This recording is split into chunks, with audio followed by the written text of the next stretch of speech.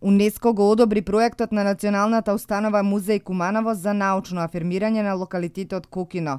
Информираа денеска одговорните од установата, кои за овој проект аплицираа минатата година преку Националната комисија за соработка со УНЕСКО, која пак е дел од Министерството за култура.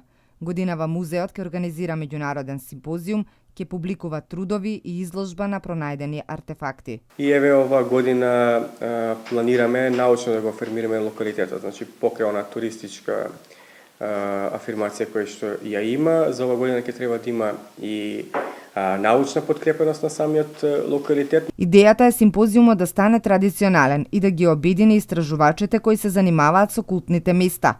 Во рамки на проектот е предвидено да се одржи изложба на која ќе бидат презентирани пронајдените артефакти од Кокино, пропратена со изработен каталог. Ќе првата недела од октомври ние да ги одржиме овие настани.